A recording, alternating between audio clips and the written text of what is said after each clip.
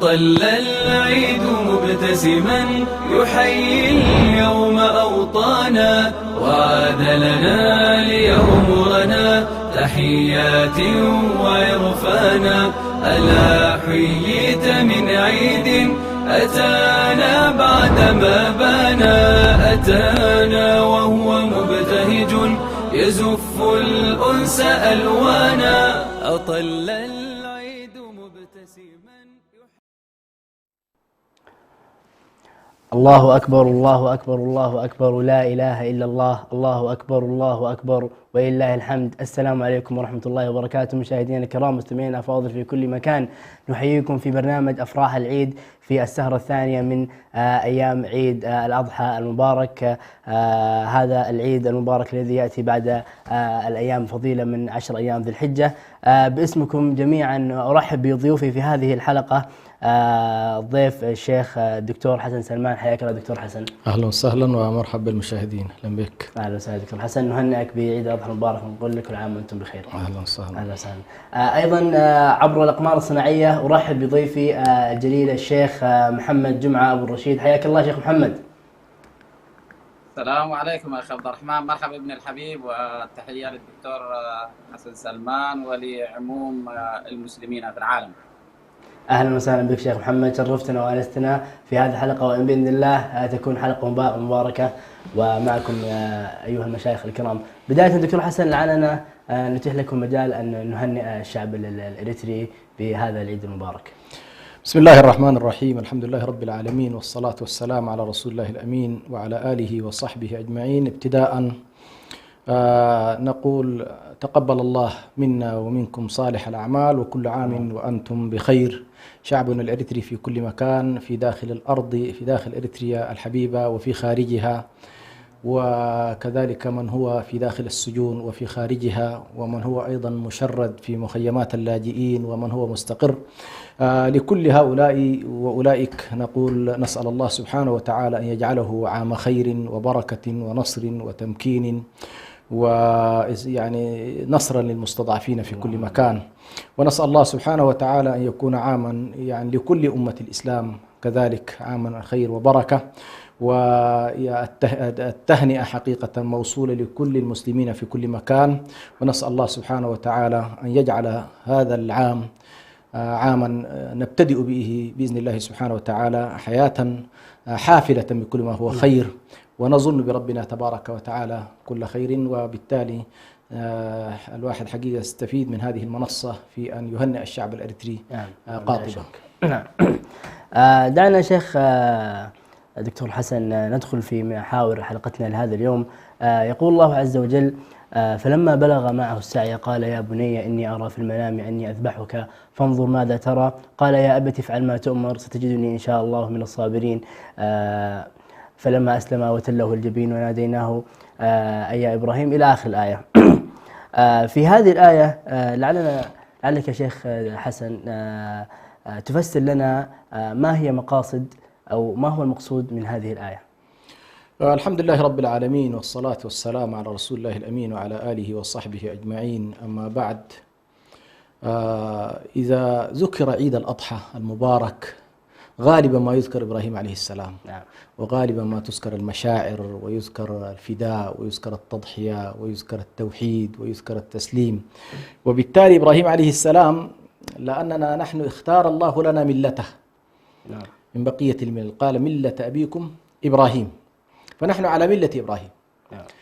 هذه الملة جوهر ما تقوم عليه هو مسألة التوحيد لله والتسليم له. وإبراهيم عليه السلام قد بلغ في هذا الأمر الذروة، فهو خليل الله سبحانه وتعالى. قصة إبراهيم عليه السلام مرتبطة عموما بموضوع الأضحى، مرتبطة بموضوع الأعياد التي نحن نقوم بالذات في هذه الأيام، وهو قصة عظيمة جدا في أن إبراهيم عليه السلام هو يعني إذا رأينا الأنبياء عموما حصر الله تبارك وتعالى سلالة الأنبياء في رجلين، نوح عليه السلام وإبراهيم عليه السلام. فإبراهيم أبو الأنبياء من فترة إبراهيم وإلى يومنا وإلى النبي صلى الله عليه وسلم كلهم ينحدرون من سلالة إبراهيم عليه السلام. في إبراهيم عليه السلام تتجه سلالته في الأنبياء في اتجاهين. الاتجاه الأول اتجاه يعقوب إسحاق ويعقوب ومن تلاهم، والاتجاه الآخر إسماعيل والنبي صلى الله عليه وسلم. وكلاهما يرتبطون بأرضين، بعضهم يرتبط بالأرض المقدسة وهي الشام وبيت المقدس، وبعضهم يرتبط بالأرض الحرام وهو إسماعيل عليه السلام ومحمد عليه الصلاة والسلام. اللهم صل. فإبراهيم عليه السلام على كل كان يتجول في هذه المنطقة ما بين العراق والشام والأرض الحرام. رزقه الله تبارك وتعالى بعد طول عمر، دعا الله عز وجل ووهبه الله سبحانه وتعالى ابنا، وهذا الابن تعلق به إبراهيم عليه السلام ونشأ معه. وبعد أن بلغ معه السعي، وأنت رجل كبير وطفلك ما شاء الله خلاص كبر، ورأيت بعد كده أنه الله سيفيدك في مقبل الأيام وتستعين به في حياتك، وقد بلغ أشده وبلغ معه السعي، هنا يأتي ابتلاء الله سبحانه وتعالى لحبيبه وخليله إبراهيم عليه السلام. بعد أن بلغ هذا الابن هذا المبلغ، يرى إبراهيم عليه السلام، ورؤيا الأنبياء طبعا هي وحي وحق، فيرى أنه يذبح ابنه. وهذا الذبح طبعا تتصور الآن نحن اليوم الحمد لله يعني ننعم بذبح الخراف، لكن تصور لو أن الله ابتلى الناس، ابتلى عباده بأن يذبحوا أبنائهم، كانت مصيبة جدا. لذلك الله سبحانه وتعالى يقول: ولو أن كتبنا عليهم أن اقتلوا أنفسكم أو اخرجوا من دياركم ما فعلوه إلا قليل منهم ولو أنهم فعلوا ما يوعظون به لكان خيرا لهم. فلو أن الله ابتلانا بذلك لن يكون من يفعل ذلك إلا القليل، وهذه كانت مشكلة كبيرة جدا. ولكن الله سبحانه وتعالى أرى إبراهيم عليه السلام بأنه يذبح ابنه، وهنا حصل أمر عظيم وبلاء كبير للأب والابن. فابتلاء الله للأب في أن يذبح الابن.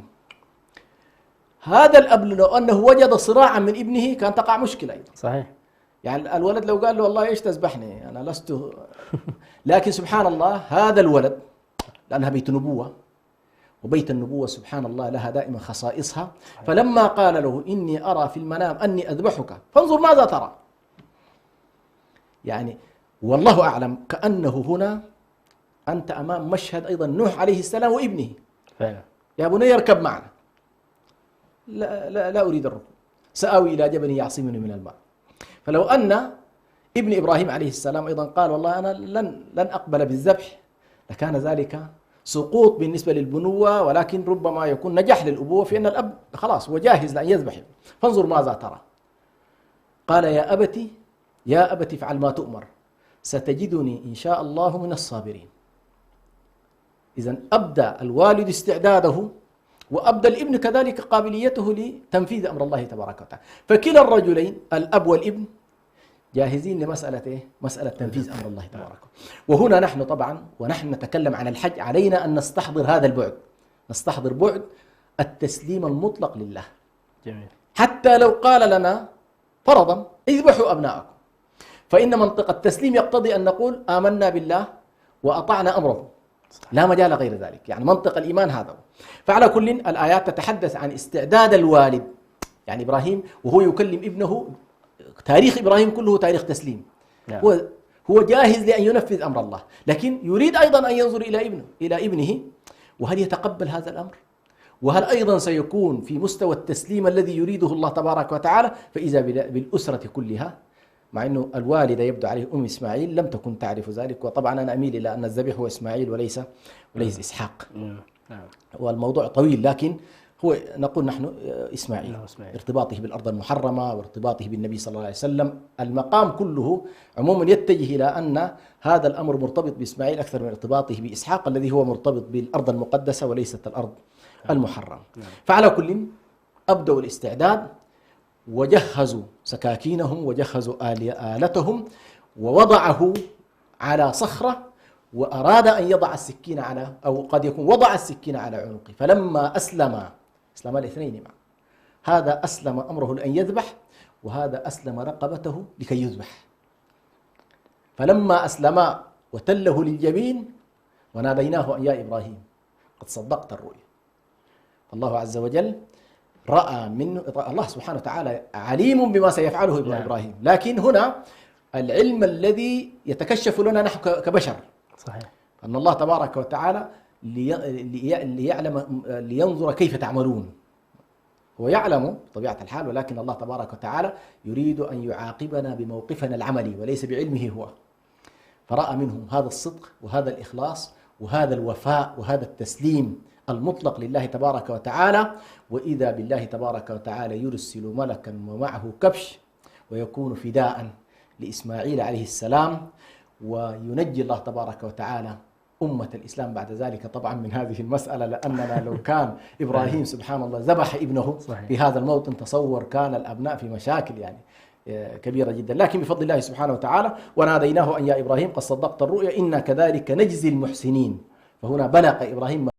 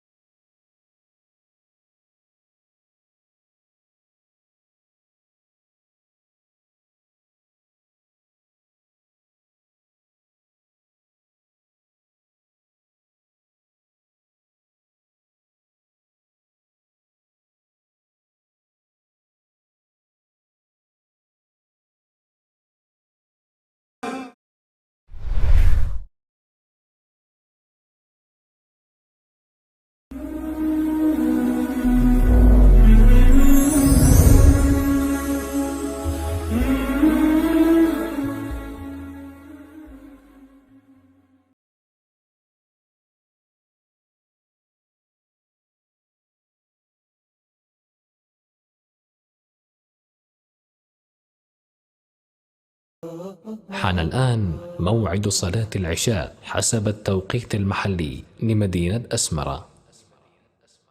الله أكبر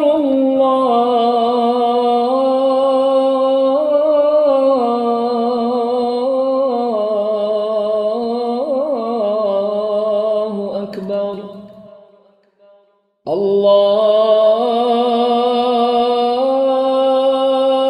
الله أكبر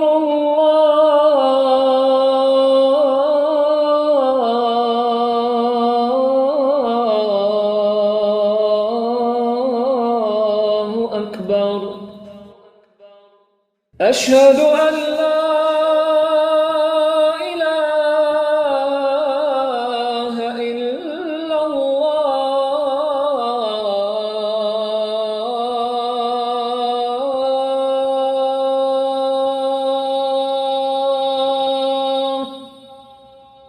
أشهد أن لا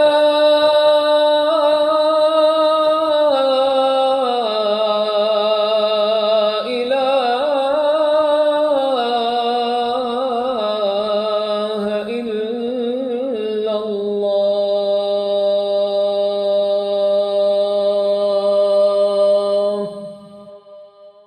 أشهد أن محمدًا رسول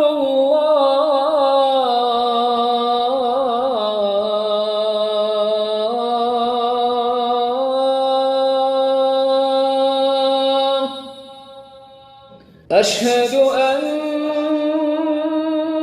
محمدًا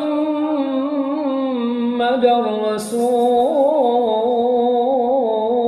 الله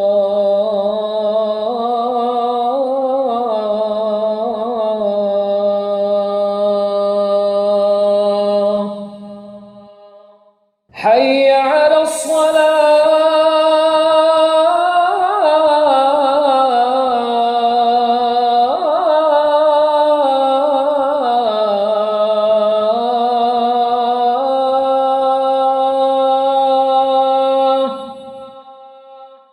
حي على الصلاة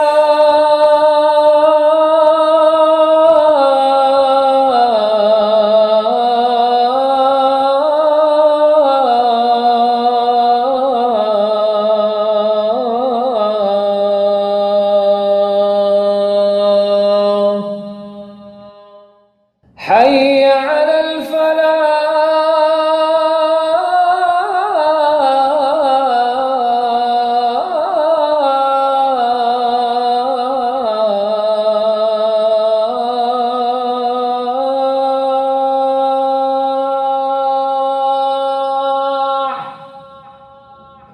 حي على الفلاح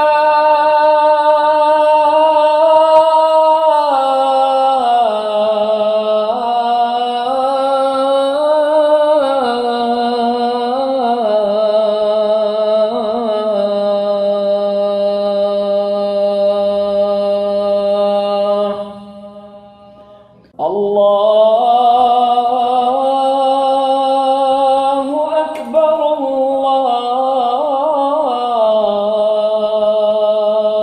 الله أكبر لا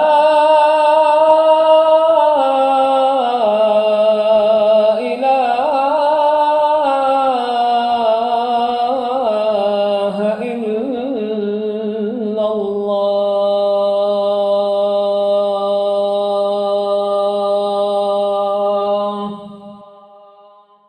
اللهم رب هذه الدعوة التامة والصلاة القائمة آت محمدا الوسيلة والفضيلة وابعثه اللهم مقاما محمودا الذي وعدته.